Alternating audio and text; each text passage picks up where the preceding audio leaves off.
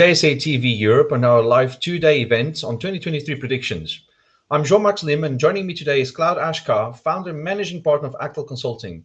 Claude, thank you so much for joining me. It's a pleasure speaking to you. I've read a few of your pieces, so I know you are very good at what you do. Let's put it bluntly Well, that thank you. way. Very kind. Um, I wanted to pick your brains on the current state of the European data center marketplace because things have changed a lot in 2022. So I really wanted to, I wanted you to give us a rundown of the current state before we then get into the main events of the year. But how would you describe the data center space in Europe today? Sure. Yeah. No. First of all, thank you for the invite, Joe. It's a pleasure talking to you. Change, yes, but perhaps not in the direction that people would have expected them to change, because they've changed for even more demand for data center, which is a good news for the industry. So the industry is healthy. That's the first thing, the way I would describe it. There's lots of changes, and we will get to talk about those. Lots of challenges, but overall the industry is healthy. Availability is in the low teens in the main markets of Europe.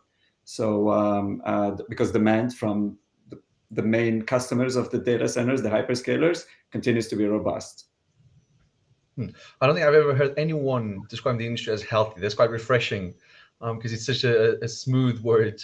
But it is true. And I know you mentioned the challenges, but without challenges, also the achievements wouldn't be as big as they could have been. The challenges have been dominating the news for sure, and we would get to those. We can't ignore them, and we shouldn't. Yeah, and we have a lot, especially in Europe, especially around energy and sustainability. But I mean, picking up on that, then, would you like to go through some of the main events and conditions that have really shaped the marketplace today? And when I say today, I mean like throughout the year, because we've had a lot of them in and out of the sector. Yeah, no, exactly. As I said, first of all, on the positive side, this continues to be a continued growth from the main users, the hyperscalers. Continue to build. Availability is low, but that could be a double-edged sword as well. If the availability is low, means there's less supply than expected, and that could be because of the challenges that we're facing. So let's go into these headwinds, Xiao. Maybe three categories. All of them are on the daily news, particularly in Europe, where there is a war, a major war going on. So we have, but from the pandemic, we started with the first headwind, which is the supply chain constraints. Everything from chips to ships. So ships meaning cable laying ships for the submarine cable, which really carries all that internet traffic, which is stored eventually in data centers, or communicating from data center to data center. So that's the first one. That's really started with the pandemic, when we moved from just in time to just in case as well. So the whole change into the supply chain industry and its escalating cost. So that's a first headwind. This one is the inevitable one in Europe. Everybody feels it, but across the world as well. In terms of cost, in Europe, it's in terms of availability as well. It's the energy that I'm talking about. So the availability of energy, and the data center industry is a big user of energy. We've seen implications on markets like Frankfurt, like Amsterdam, like London for sure, Dublin for sure. More and more it's in the narrative. We haven't seen it yet impacting that much the data center, but it's something definitely to be aware of. And of course, we can't be, completely talking about the energy without mentioning the accelerating quest towards renewable energy and other forms of green energy. So yeah, the energy crunch is accelerating that effect. And the third one, of course, again, even more so in the daily news across the world, is the inflationary macroeconomic world in which we live, which has increased the cost of capital, which obviously increased for the data center industry the cost of building such heavy capex infrastructure. Okay, well, there's a lot to dissect there. So supply chain, energy / war, and inflation. I mean, let's maybe with supply chain, because maybe that's the thing that we can predict a little bit more in the near future as opposed to the other two. When do you sort of expect things to change a little bit? A lot of people talk about supply chain will kind of get stabilized around 24, 25. So another maybe 18, 24 months for things to get a little bit back to normal or pre-COVID conditions. You mentioned the ships, the cable laying ships. I mean, there is a shortage of them. There's a lot Yeah. of it's being delayed until 24, 25 because there's no ships to actually put them down.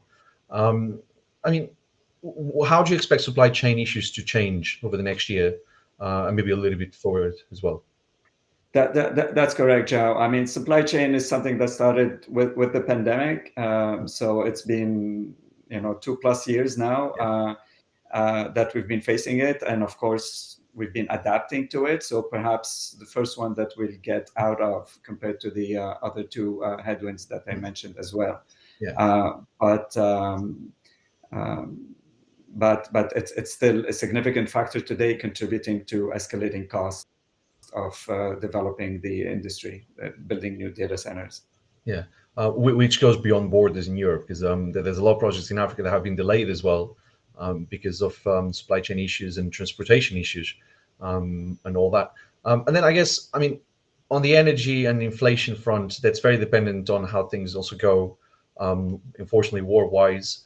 And I think, I don't know, I mean, it's hard to make predictions around that, but how do you expect the energy conversation to change over the next few months? We're just following the news on a Mm. day-to-day basis, really, and it looks like whether it's from Europe or whether it's from the US, just as we speak today, it looks like the worst is behind us. So, but remains to be seen. But there's plenty of pain to come for the next year or so. Anyway, the days of, and I'm going beyond your initial question here, the days, free cost of capital, if I may call it that way, that we've witnessed because Are of they? the pandemic. The easing economic policies by most central banks around the world are over, right? So there is going to be a cost of capital. So, and that fed, to a very, very intense merger and acquisition economic environment, which I don't think we're going to see extended at the same pace that we've seen in the past couple of years. So those days are over, and people are much more conscious and much more, paying attention to future M&A because of the increased cost of capital that's being factored into the equation. Okay, this is interesting because I was going to ask. So, you think the big M&A headlines that we've had is 10 billion, 12 billion, 13 billion, those days are kind of over. Like all the platforms have been acquired. And then my follow-up question to that would be: so are we going to see investors going more for the individual assets as opposed to full platforms? So are we not going to see? I mean, we had a line this week, for instance, buying a share, data. Whilst we always thought though data was going to be 100% acquired by someone, and that ended up being just a share or a stock within the company. Are we going to see more of that as opposed to full platform acquisitions? Yeah. Well, first of all, platforms. There is a finite number of such platforms, and as you Well, mentioned, yeah, we've because seen there's a a shortage as well. record number. We've seen a record number of the big platforms being acquired. So the big getting bigger. So the 10 billion or so. We've seen a record number of those M&As happening in this year. So there aren't that many mergers of platforms to take place.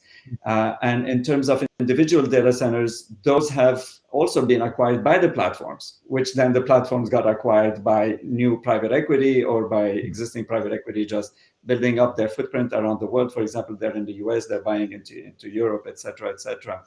But there is, as I'm continued to say, that there is continued growth into the industry. So individual developers, going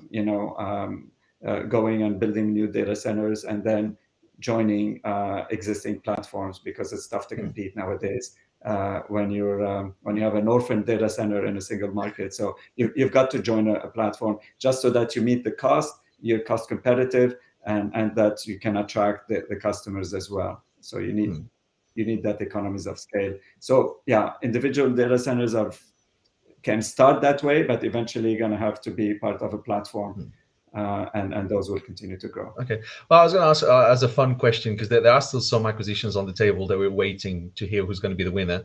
Of the ones out there, which one are you most excited about? Oh, I mean, there are, I don't know, you're putting me on the spot here, but I mean, of course, I think you're alluding to Global Switch here, Yeah. the big one, You which got is there still straight away. outstanding, Okay. which affects, you know, a number of tier one markets in Europe, right? The In flat Asia. markets, they're, you know, it's obviously blue chip,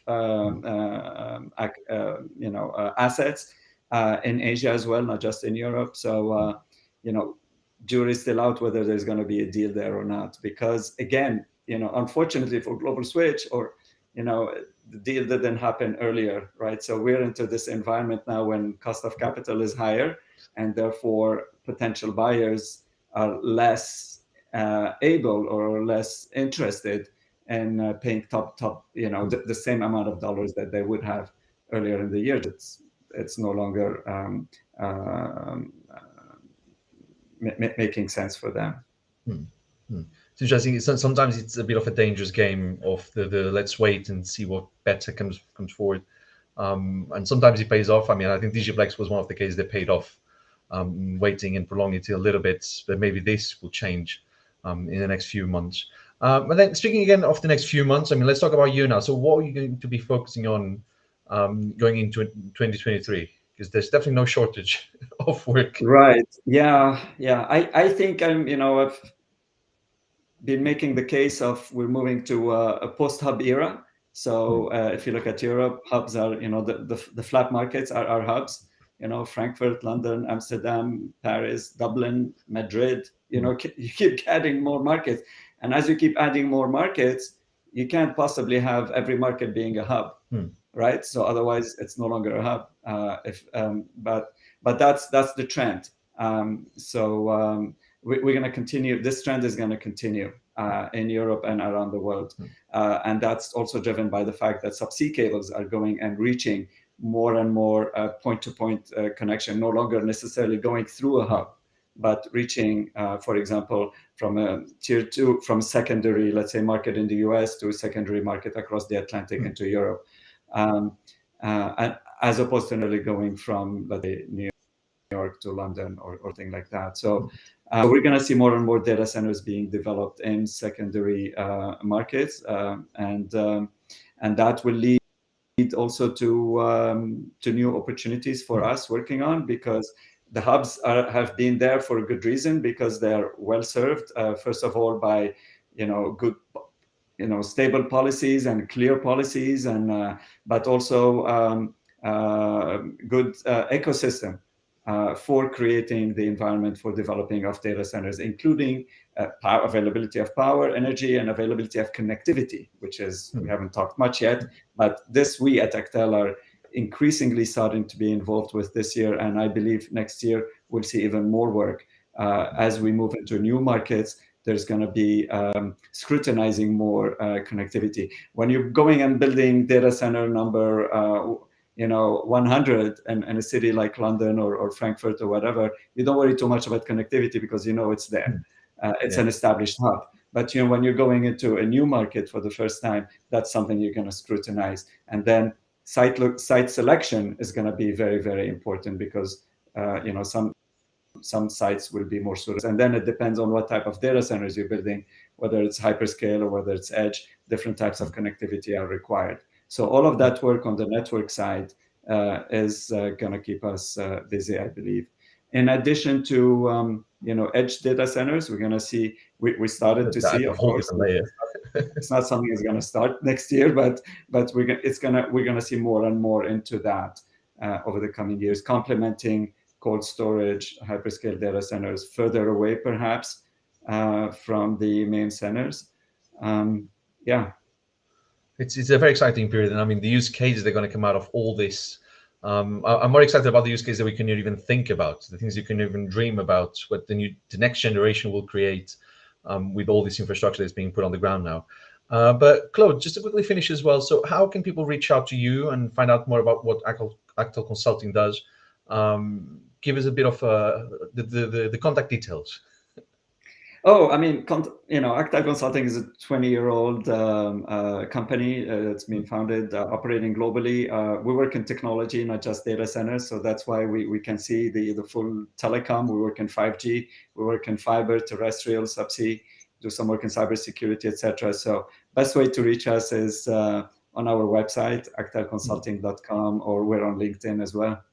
Hmm. Okay, sounds good. Well, Claude, Achcar, thank you so much for joining us.